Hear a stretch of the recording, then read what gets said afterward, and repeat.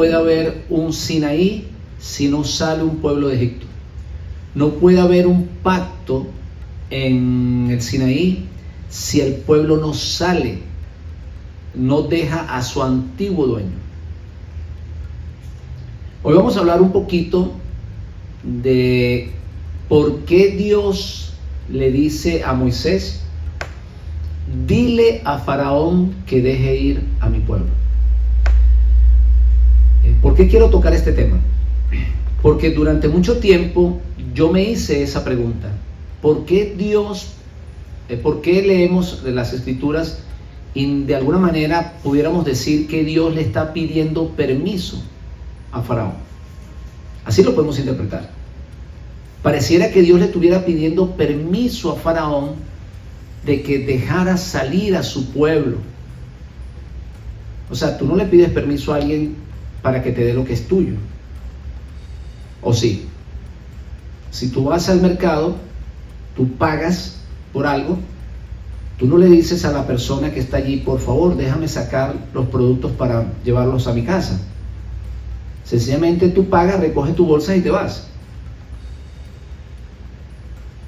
Entonces, pero aquí en la Biblia, o por lo menos en el libro de Shemot, nosotros vamos a encontrarnos que en muchas ocasiones Dios le dice a Moisés: habla con Faraón, dile que deje salir a mi pueblo. Y durante mucho tiempo yo me hice esa pregunta. Yo dije: bueno, ¿cómo es posible que Dios prácticamente le está pidiendo permiso a Faraón? Además es su pueblo. Bueno, yo vengo a recoger lo que es mío y punto. No tengo que decirle a nadie que me entregue lo que es mío. Bueno, así pensaba yo porque yo desconocía la ley. Por eso yo le invito a las personas que todavía quedan en ese sistema religioso que regresen al libro antiguo, a la información, y que comprendan que Dios es un Dios de justicia. Lo que va a traer el Mesías no es una religión. Si no, lean el libro de Isaías. Él traerá justicia a las naciones. Vamos a buscar ese versículo para que ustedes vean cuántas veces se pronuncia la palabra justicia. Y se van a dar cuenta que no existe por ningún lado religión, ni tampoco dice amor, la palabra amor. Lo que el Mesías va a traer es justicia. Vamos entonces a leer Isaías 42 para que entendamos qué es lo que Dios va a traer a través del siervo sufriente. He aquí mi siervo, yo le sostendré, mi escogido en quien mi alma tiene contentamiento. He puesto sobre él mi espíritu, él traerá justicia a las naciones. No gritará ni alzará su voz, ni la hará oír en las calles. No quebrará la caña cascada, ni apagará el pábilo que humeare. Por medio de la verdad traerá justicia. No se cansará ni desmayará hasta que establezca en la tierra justicia, y las costas esperarán su ley. Así dice Hashem, Dios creador de los cielos, y el que lo despliega, el que extiende la tierra y sus productos, el que da aliento al pueblo que mora sobre ella, y espíritu a los que por ella andan. Yo, Hashem, te he llamado en justicia, y te sostendré por la mano, te guardaré, o te sostendré por la mano, te guardaré, y te pondré por pacto al pueblo y por luz a las naciones. Entonces, aquí entendemos que la entrada, vamos a decir así, del Mashiach al mundo no es para traer una nueva religión, no es para establecer religiones, sino para traer justicia. Y por eso, hermanos míos, vamos a poder entender un poquito por qué Dios no saca directamente a su pueblo a la fuerza de Egipto, sino que podemos ver o pudiéramos entender de que prácticamente Dios le está pidiendo permiso a Faraón para que deje salir a su pueblo. Así se puede entender o se pudiera interpretar. No vemos que Dios envía un ejército de ángeles, como el caso como lo que sucedió en Sodoma y Gomorra, y envía para destruir al ejército de Faraón y sacar al pueblo a la fuerza, sino que Dios actúa de forma diplomática. Allí nosotros podemos ver la importancia de ser una persona pacífica, de siempre evitar la guerra. Por eso los hombres han aprendido de que antes de que se formen las guerras, siempre hay negociaciones. Los únicos que atacan con sorpresas y los únicos que hacen digamos que no envía una delegación para buscar la paz, son las personas que no entienden la ley de Dios. Antes de atacar a un pueblo, se debe de negociar. Se debe de explicarle a la persona por qué tiene que negociar con ese nuevo gobierno que quiere, digamos, tomar posesión de ella. Y por eso nosotros vemos que cada vez que va a haber una guerra, antes de la guerra, hay negociaciones. Antes de la Segunda Guerra Mundial, se entró en negociaciones. Hubo una intervención diplomática para evitar que el gobierno de los nazis entraran en guerra o produjeran la guerra. Ellos sencillamente no hicieron caso de esas negociaciones. ¿Y qué fue lo que sucedió? Terminaron perdiendo la guerra, ¿verdad que sí?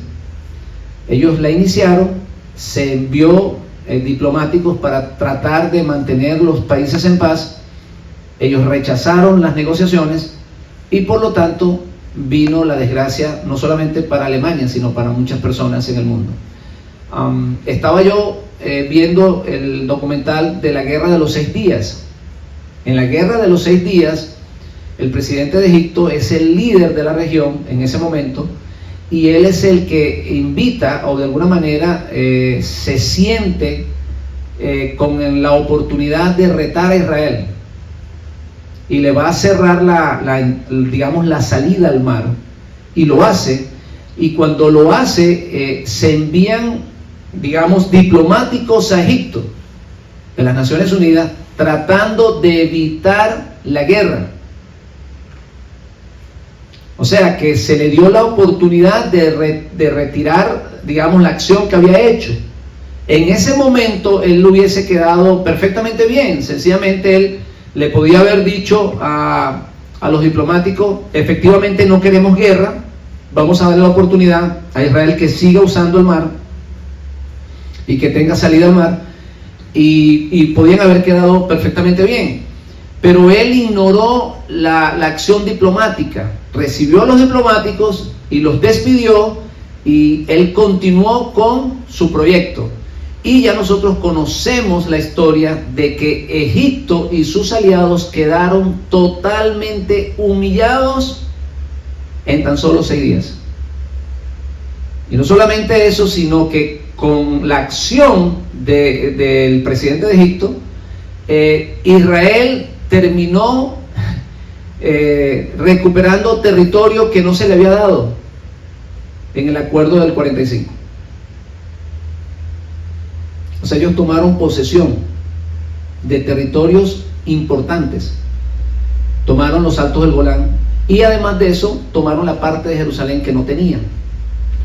Y hasta el día de hoy los judíos pueden ir al muro, al muro que se conoce como el Muro de las Lamentaciones, precisamente por eso, con libertad, y por eso ellos tienen ese lugar como lugar sagrado.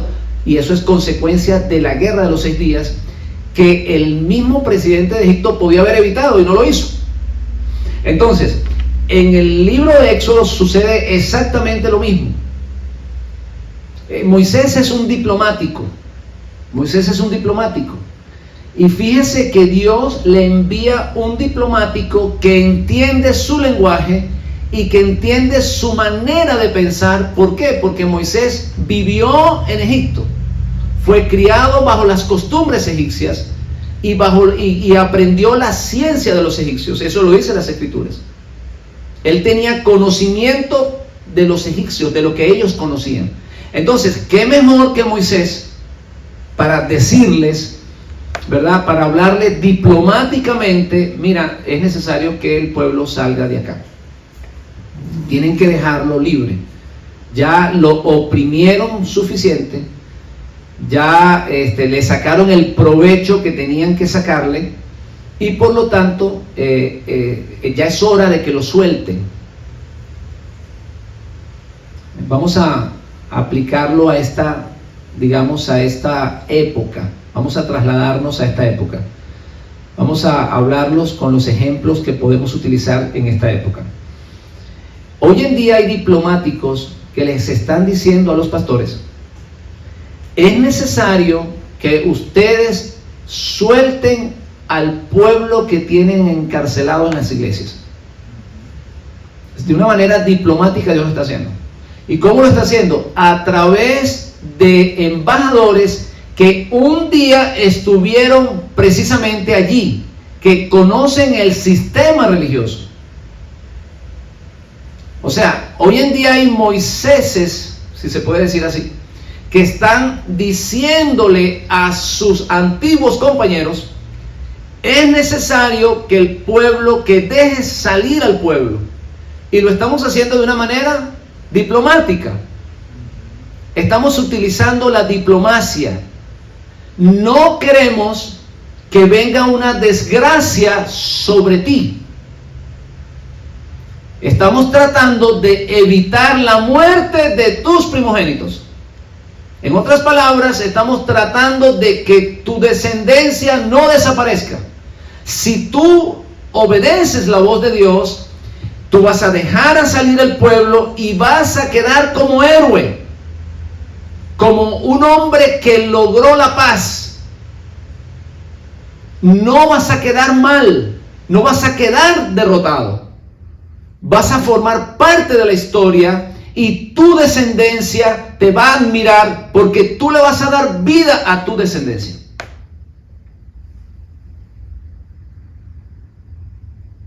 Si estamos copiando esta, digamos, esta traducción de lo que sucedió un día con la conversación de Moisés y el faraón, y lo que puede estar sucediendo hoy en día. Número 1, Moisés, ¿dónde nació? Nació en Egipto. ¿Cómo vivió Moisés? Como un príncipe egipcio. Y fue precisamente Moisés quien tuvo un día que salir de Egipto para poder regresar a Egipto con una información distinta que él no tenía. Moisés, antes de regresar a Egipto, regresa con una información que él no tenía. No la tenía. Porque fíjense que él trata de resolver el problema a su manera, y como lo trató de resolver a su manera, trajo como consecuencia de que tuvo que irse de Egipto. Se lo voy a poner de esta manera. A veces una persona dentro del sistema religioso plantea unas preguntas y enfrenta a los predicadores, a los maestros, con la Torá, con la palabra.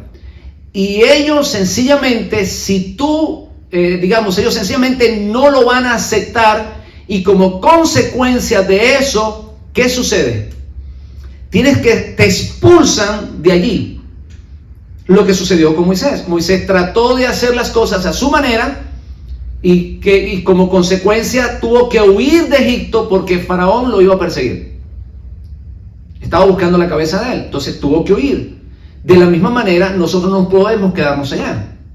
¿Por qué? Porque el llamado que estamos sintiendo no es el mismo llamado que tienen ellos. Y cuando nos enfrentamos a ellos, sencillamente buscamos una guerra.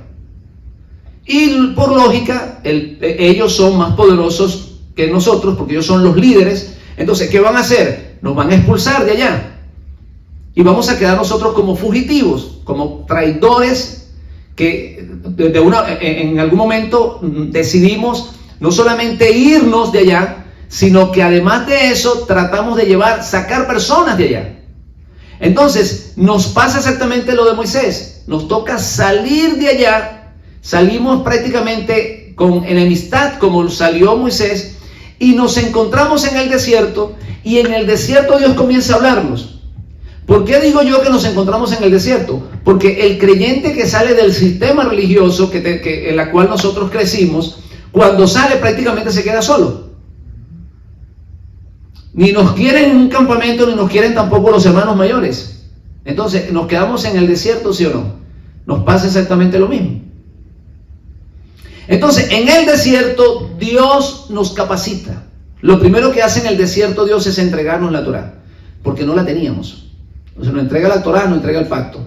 Y comienza a enviarnos luego de vuelta al lugar donde nacimos. O sea, ¿cuál es el trabajo nuestro?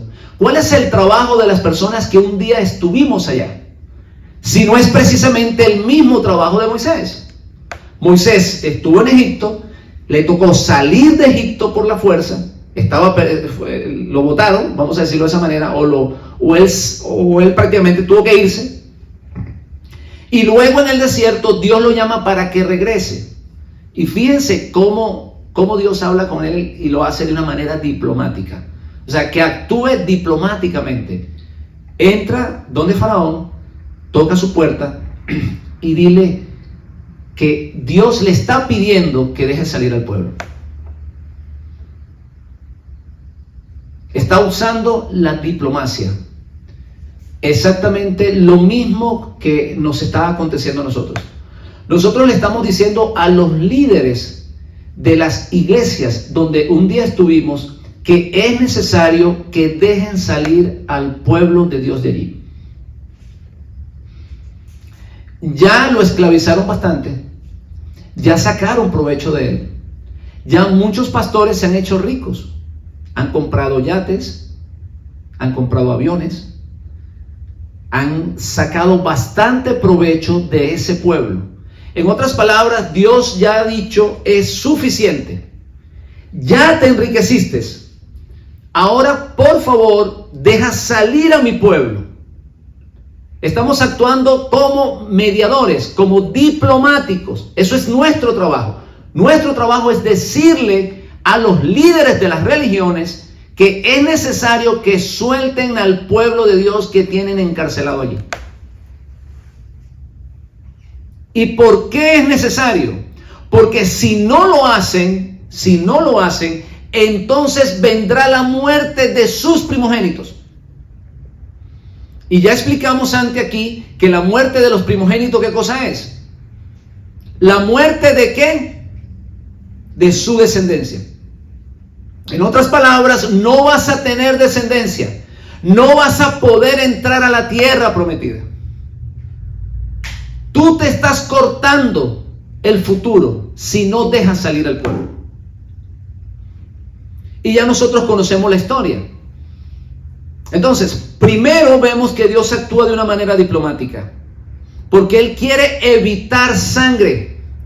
Él no quiere la muerte de los primogénitos. Pero en vista a que Faraón no le permite salir de allí, o que no permite que su pueblo salga, entonces Él tiene que aplicar la fuerza. ¿Sí estamos entendiendo todo esto, verdad que sí? Y ya conocemos nosotros las consecuencias. Ahora, hay una razón específica por la cual Dios no actúa con fuerza. Y es que primeramente Dios respeta la decisión de los hombres. Miren, hermanos míos, el pueblo de Israel terminó en Egipto no por la voluntad de Dios únicamente. No fue por la voluntad de Dios únicamente. Debemos de entender que lo que hizo que los hijos de Israel fueran a Egipto fue el llamado de José, que ya estaba en Egipto. ¿Era una profecía? Sí. Pero se podía haber cambiado la profecía. ¿Y cómo se podía haber cambiado la profecía? Que los hermanos de José no lo hubiesen vendido a Egipto. Ellos vieron los comerciantes que iban a Egipto y dijeron, es un buen negocio, en vez de matarlo y que la sangre de él caiga sobre nosotros, vendámoslo. En otras palabras, vamos a usar el método más sencillo, más fácil. Vamos a venderlo, se lo llevan y nosotros quedamos como buenos delante de nuestro Padre. No vamos a quedar como asesinos delante de nuestro Padre. En otras palabras, aunque actuaron de una manera más humana, hay una responsabilidad grande sobre ellos. Fueron ellos los que entregaron a José para que se lo llevaran a Egipto. Entonces, lógicamente que ellos más adelante tenían que ir a Egipto. ¿Por qué? Porque como ellos rechazaron a José como líder de ellos y lo entregaron a los egipcios, pues si no pudo ser líder de los hermanos y Dios tenía a alguien para ser líder, ¿cómo terminó siendo José? Líder de los egipcios. Si tú rechazas a tu líder, pero ese nació para ser líder, él va a terminar siendo líder. No va a ser tu líder, pero va a ser el líder de otro, porque él nació, él tiene una profecía para ser líder. El manto que le entrega, la capa o el manto que le entrega Jacob, era sencillamente el manto de un líder. Los hermanos no quisieron a ese líder para ser su líder y lo vendieron. Ellos se entendieron a través de los sueños de José. Miren, mis hermanos, cuando José les revela el sueño a los hermanos, él sencillamente le está dando una oportunidad a ellos de que acepten su liderazgo. No es que José tenía delirios de grandeza y los quería humillar. No, para nada. José les está diciendo: Dios me ha llamado como líder. Si ustedes aceptan mi liderazgo, pues la historia hubiese sido otra. Pero ¿qué sucedió con ellos? No aceptaron el liderazgo de José, sino que tomaron la decisión de entregarlo a Egipto. En otras palabras, lo vendieron. Y José, como líder rechazado en su tierra, fue recibido como líder en una tierra extranjera. Y esa historia, hermanos, se repite en Yeshua. Exactamente lo mismo. Yeshua no es líder en su tierra. Hemos hablado que últimamente algunos judíos se están protestando porque el Señor Francisco le colocó un manto que usan por lo general los palestinos, y que de alguna manera eso insinúa de que Yeshua era palestino. Y entonces ellos se sienten mal porque el Papa lo hizo o porque el Señor Francisco lo hizo. Que eso es una ofensa al pueblo de Israel. Bueno, ¿por qué te ofendes de que a él lo llamen palestino si en definitiva tú no lo aceptas como el Mesías? Si una parte del pueblo judío dice que él es hijo de fornicación. Si muchos dicen que él se desvió del judaísmo. No debe molestarte. Pero él nació para ser líder. Y aquí está la clave. Él nació para ser líder. Y como no pudo ser líder en su pueblo, entonces él es líder en otro lugar.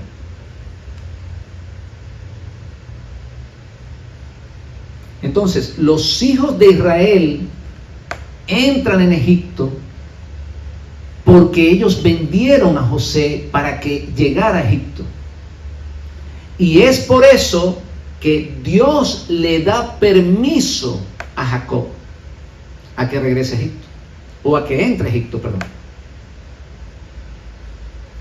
Tenemos que entender que el mayor deseo de Jacob es ver a su hijo con vida. No se le podía prohibir a Jacob mirar antes de morir a su hijo. Recordemos que Jacob, durante todos los años que estuvo separado de José, la Shekinah se apartó de él por la tristeza que había en su alma. Había un dolor profundo. Entonces, como José era líder en Egipto, pues lógicamente que él no podía dejar Egipto. Tenía que cumplir su misión como líder hasta que muriera. Entonces, ¿qué le tocaba a Jacob? Ir a Egipto para estar con él. No podía hacer lo contrario. José no podía dejar el gobierno porque ellos se lo habían entregado a Faraón en las manos. Miren, mis hermanos, es tanto que se lo entregaron que Faraón le puso nombre. En otras palabras, eres mío. Tus hermanos te entregaron a mí y yo te voy a poner nombre. Y no solamente eso, te voy a dar una esposa. ¿Y no es exactamente lo que sucedió con el Mesías? Se repite la historia. Se le cambia el nombre de Yeshua y se le entrega una esposa.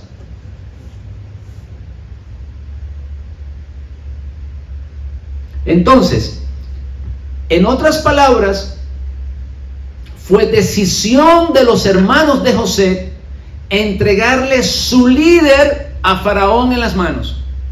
Y como le entregaron su líder, estaban entregándole todo el pueblo de Israel en las manos de Faraón.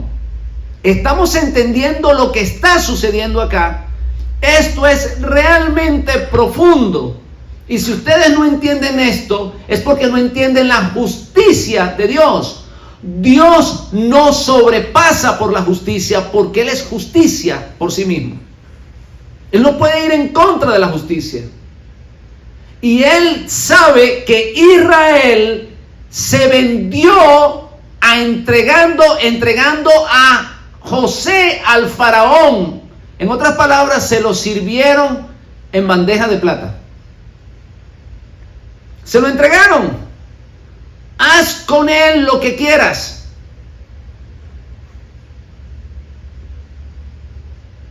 No lo buscaron. Si lo hubieran buscado, lo hubieran encontrado. Durante todo ese tiempo no lo buscaron. Él estuvo muchos años sirviendo en la casa de Potifar, como un esclavo normal. En ese tiempo lo podían haber buscado, pero no lo buscaron. Lo dejaron en las manos de los egipcios. Y por eso ellos terminan dentro de Egipto. Y por ende terminan siendo esclavos de Faraón. Mis hermanos, si tú no quieres ser siervo de Hashem, tú terminarás siendo esclavo de Faraón. Ellos no quisieron que Hashem los gobernara a través de José. Terminaron siendo esclavos de Faraón. Y eso se está repitiendo constantemente en nuestras vidas. Cada vez que uno de nosotros decide no obedecer, porque cuando yo hablo de siervo es el que obedece. Cada vez que uno de nosotros rechaza los mandamientos de Dios, termina siendo esclavo del mundo y del pecado. En otras palabras, hay un faraón sobre cada uno de esas personas. Pudiéramos decir que está casado con esa persona, o la persona casada con ese faraón. Y eso ha sido una decisión de ellos mismos. Ciertamente hay una profecía que dice, ¿verdad? Que en el momento que Dios hace pacto con Abraham, creo que está en Génesis capítulo 15, le dice a Abraham: ten por cierto que tu descendencia quedará esclava en un país a la cual yo voy a juzgar. Ellos saldrán después de 400 años. Génesis capítulo 15, vamos a buscarlo acá. Capítulo 15, versículo 13 dice: entonces Hashem dijo a Abraham: ten por cierto que tu descendencia morará en tierra ajena, será esclava allí y será oprimida 400 años. Mas yo también a la nación a la cual servirán juzgaré yo, y después de esto saldrán con gran riqueza. O sea, hay una profecía que ellos iban a caer allá en Egipto, que iban a algún día a llegar allí. Pero esa decisión se podía haber cambiado. Ese destino se podía haber cambiado, porque ellos terminan en Egipto por haber vendido a José. Yo siempre les he enseñado a ustedes, hermanos, que vivimos en un mundo con dos destinos paralelos. Eso lo entiende cualquier persona que estudia las Escrituras, y que podemos cambiar la profecía. ¿Por qué? Porque nosotros pasamos de muerte a vida, de un momento a otro. En otras palabras, cambiamos de un carril a otro. Estamos cambiando el futuro, la profecía. José le está contando los sueños, y le está diciendo: mira, Dios me ha nombrado como líder de ustedes. ¿Qué le estaba diciendo Dios a través de José? ¿Saben algo? Nosotros somos las 12 tribus que Dios quiere para que gobierne el mundo. Yo les voy a enseñar cómo lo vamos a hacer. Yo voy a dirigirlos, pero ellos sencillamente lo rechazaron. No queremos que tú nos gobiernes. Tú no puedes ser nuestro líder. Primero, no eres el mayor. Así de sencillo. No eres el mayor, así que no te podemos aceptar. O cualquier otro argumento que ellos hayan tenido. Este es un soñador, este se cree que sabe más que nosotros. Cualquier cosa. Sencillamente era preferido también por Jacob. Eso produjo envidia en los hermanos. En fin, todo lo que haya sucedido, no lo quisieron como líder. Así que él nació para ser líder, lo mandaron a Egipto, y en Egipto Dios lo hizo líder. Y es por eso, porque su líder, ojo con esto, porque su líder está en Egipto, ellos terminan en Egipto. Yo les he dicho a ustedes que los judíos necesitan salir de su religión para encontrar al Mesías. De ese mundo que ellos tienen, digamos, esa religión que les impide mirar a su líder.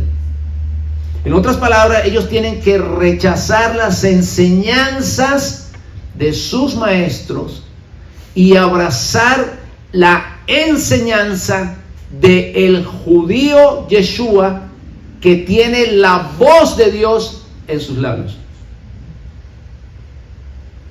¿Por qué? Porque Yeshua nació para líder, y él va a gobernar, quieran ellos o no quieran. Eso lo dice el libro de Filipenses. Toda rodilla se doblará y toda lengua tendrá que confesar que él es el Adoni, el Señor, el que Dios ha puesto como líder. Entonces, como fueron ellos los que lo entregaron a Egipto, y por ende quedó en las manos de Faraón, Dios no podía llegar a la fuerza. Ese es el ADN de lo que estamos nosotros entendiendo, de lo que estamos estudiando hoy. Volvemos a la pregunta que yo toda mi vida me hice: ¿por qué Dios prácticamente luce en este pasaje como que si estuviera pidiéndole permiso a Faraón? Porque así pudiéramos interpretarlo. Y resulta ser que Dios está actuando con justicia. No puede sobrepasar. No puede sobrepasar por la justicia que Él un día le otorgó a Faraón. Dios le otorgó a Faraón la justicia de estar por encima de José. Toda justicia procede del cielo. Como su pueblo no lo quiso como líder, entonces Dios lo coloca como líder en Israel. Por eso José no le reclama a los hermanos. ¿Qué dice José a los hermanos? ¿Ustedes creen que me mandaron aquí? No, ni se preocupen. ¿Sabes qué? No lloren más. Ni se preocupen por eso. Dios me colocó acá. Para que los egipcios no murieran de hambre, pero para que ustedes tampoco murieran de hambre. Y eso mismo se repite con Yeshua. Sí. Ellos pensaban que el mundo se iba a morir de hambre. El pan es solamente para Israel. Pero no fue así. Porque Dios guarda su creación. Y ese pan había que multiplicarlo. Esa multiplicación de los panes tiene un significado tremendo.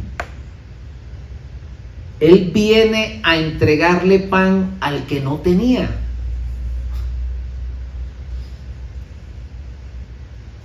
El mundo, bajo el liderazgo de los judíos, digamos espiritualmente de los judíos, antes de la llegada del Mesías, el mundo comía migajas. Ellos cerraban las puertas. Todavía las cierran. Cierran las puertas para que no entren. Eso lo dicen las Escrituras. Entonces le colocan cargas a las personas que ustedes no son capaces de llevar ni siquiera con un dedo. En otras palabras, estoy poniendo una cantidad de cercos de protección para que solamente nosotros conozcamos de esto y los demás pues reciban migajas. Y resulta ser que el Mesías no les siguió el cuento o la táctica. El Mesías multiplicó los panes y los repartió. En otras palabras, no es aquí nada más, sino en todo el mundo, porque se cumplen las Escrituras, que así como las aguas cubren la mar, toda la tierra será cubierta con la gloria de Hashem. En otras palabras, el mundo tiene que conocer a Hashem. ¿Y cómo lo conocen? Por las Escrituras. Y es por eso, hermanos míos, que tenemos que agradecerle a los judíos que nos entregaron al Mesías. Al final de la historia tenemos que ser agradecidos, porque nos los entregaron. Y el Mesías, como nació para ser líder, pues él, aunque lo rechacen allá, para nosotros lo es. Él es nuestro líder. Él es el que nos ha alimentado con el maná que desciende del cielo, así como José no solamente salvó a sus hermanos, sino que salvó a los egipcios que murieran de hambre. Así que Dios nunca podía entrar en Egipto con fuerza de entrada, sino primero de una manera diplomática, como ya les expliqué. Dile a Faraón que ya sacó bastante provecho del pueblo, yo di la autorización para que entraran acá, ya te enriqueciste, ya te adueñaste de él, ya lo esclavizaste, ahora déjalo salir.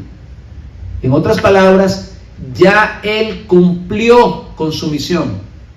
De la misma manera que los hijos de Israel están dentro de las religiones del mundo, pagando por un pecado, por haber rechazado la Torá. Entonces, ¿cómo nos castiga Dios? Porque es que Dios no nos deja solo en el mundo. Dios nos castiga de esa manera. Te voy a entregar a un faraón que va a ser tu dueño, ese se va a adueñar de ti, él se va a apoderar de ti, él te va a tener como esclavo. ¿Por qué como esclavo? Porque vas a seguir en pecado. Eso no es lo que dice la Escritura. El que comete pecado, esclavo del pecado es. Entonces, ¿la esclavitud representa qué cosa? La esclavitud representa pecado. O sea, vas a pagar por tu pecado de alguna manera siendo esclavo del pecado. Eso es lo que, con eso estás pagando el pecado. Te voy a esclavizar allá, le voy a dar permiso a que Faraón se adueñe de ti, pero va a llegar un momento que yo le voy a decir a Faraón que suelte. Pero ¿sabes qué es lo que pasa?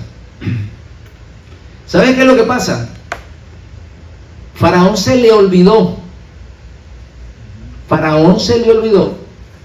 que Dios le había mandado a José para salvar a su pueblo del hambre. Así como los pastores y líderes religiosos se olvidan que Dios se los entregó por un tiempo para castigarlos. Se terminan adueñando de las personas. Y cuando la persona le está diciendo, pastor, pero es que aquí la Biblia me enseña otra cosa, él dice, no, un momentico, aquí el que manda soy yo. Pero la Biblia dice esto, no, aquí el que manda es el concilio.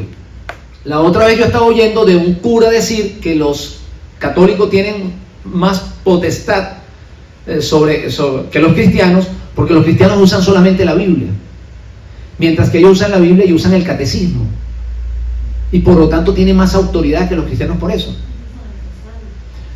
En otras palabras, les sucede lo que le sucedió a Faraón, que Dios le entrega o permite que le entreguen a José, ¿verdad?, como líder, y al pueblo de Israel que entre allí, y luego se adueñan de eso. Ellos son los dueños, ¿cierto? Y eso no solamente sucedió con Faraón. Veamos la parábola de los hombres malvados, los de la viña, de los labradores malvados, que dice el Mesías, que les entregó, ¿qué cosa?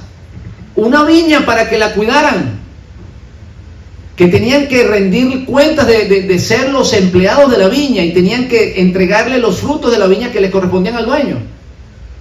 Pero cuando vinieron a reclamar los frutos, los rechazaron, y luego terminan matando a los otros que le están diciendo, mira, regresen el dinero que tienen que entregar, los frutos que tienen que entregarle al dueño, y finalmente el hijo, y bueno, también lo matemos porque este es el que va a heredar la tierra.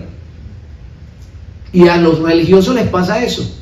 No logran entender que Dios les entrega las almas para castigarlos un tiempo allí, pero que cuando se cumple el castigo tienen que devolvérselo. Ellos se terminan quedando como dueños de las personas. Y cuando viene el mensaje de Moisés, cuando viene el Moisés que Dios envía allá a decirle lo que tienen verdaderamente que hacer y que tienen que dejar salir a su pueblo, se le enfrentan a Moisés y le dicen, ven acá, ¿y quién es Hashem? Para pedirme a mí que suelte a su pueblo. ¿Sabes qué, pastor? Hashem, Yuhei Bahei, el autoexistente, el creador, me mandó a decirte que dejes salir al pueblo que está encarcelado allí. Déjalo salir. ¿Y qué hace Faraón? No, de aquí no te vas. Tú no lo vas a sacar. Y vuelve otro mensaje. Y pasan, ¿qué cosa? Muchas visitas de Moisés al Faraón. Hay pastores que están recibiendo visitas de Moisés a través del internet. Hay muchas personas que le están predicando o que están predicando a través del internet, diciéndole a los faraones de este mundo, a los pastores, que tienen que dejar salir al pueblo de Dios de allí. Tienen dos opciones: o ellos se convierten y le dicen al pueblo, mira, aquí la historia que yo les conté no es la cierta, es esta, y los que quieran, los que son ovejas se van a quedar, y los que no son se van a ir. Entonces va a ser peor todavía para esas ovejas, sí, porque ahí sí van a quedar esclavos del faraón para siempre. O sencillamente a resistir y morir.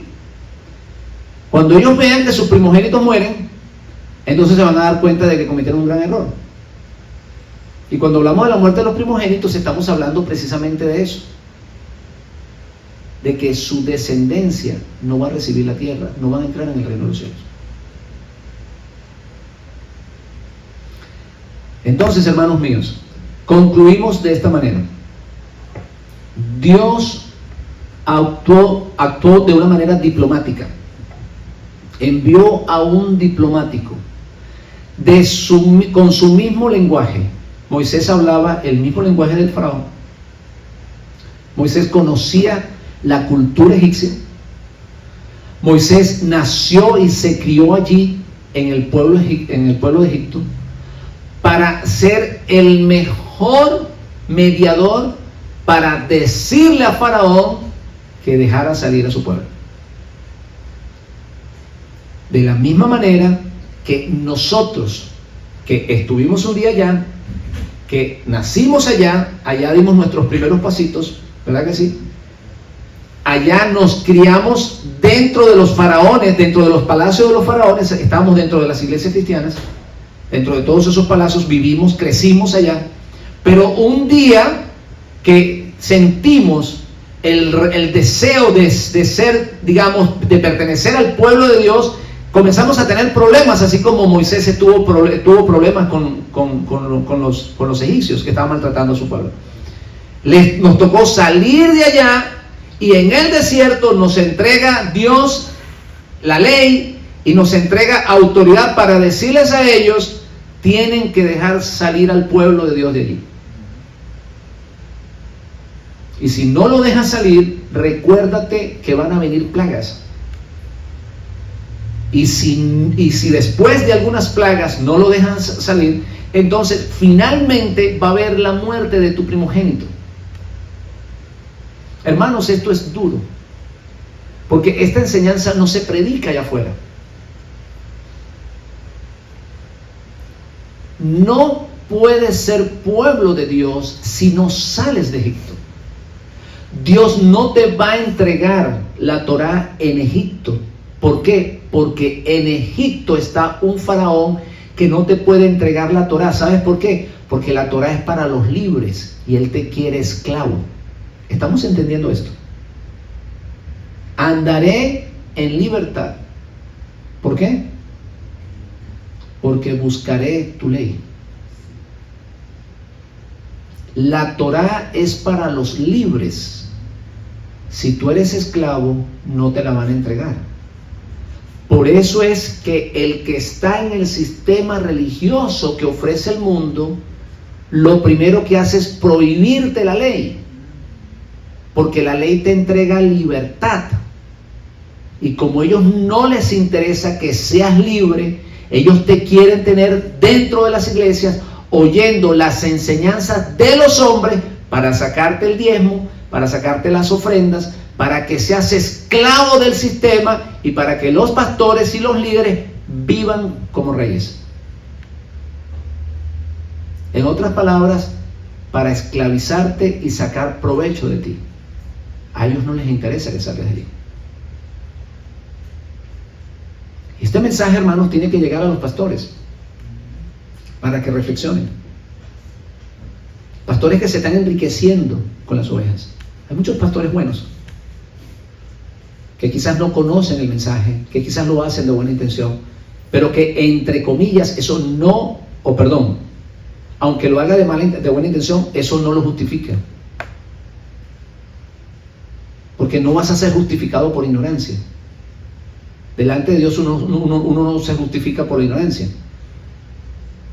Sin embargo, podemos decir que hay pastores que sí, que son buenos pastores, que ayudan a las personas.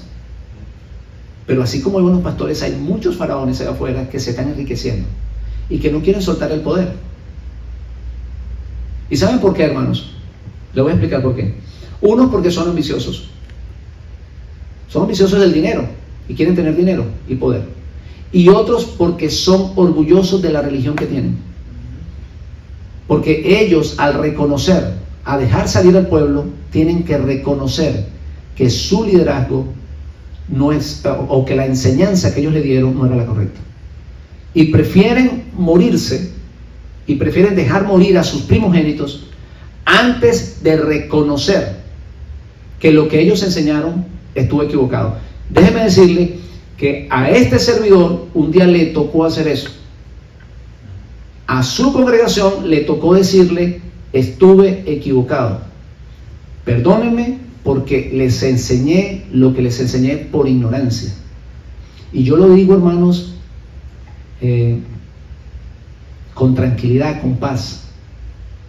Porque reconocer el error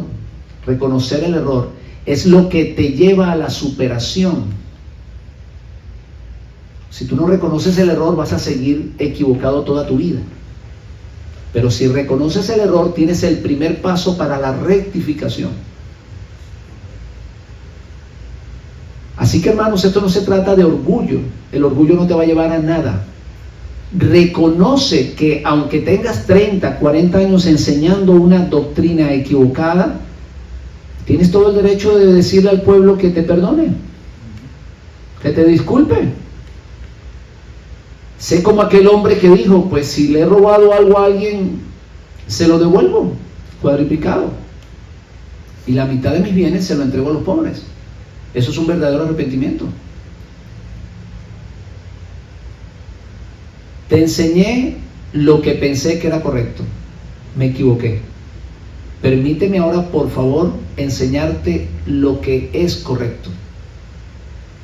Y si tú no miras la prosperidad espiritual y material en tu vida, entonces yo voy a reconocer que ni una cosa ni la otra era correcta.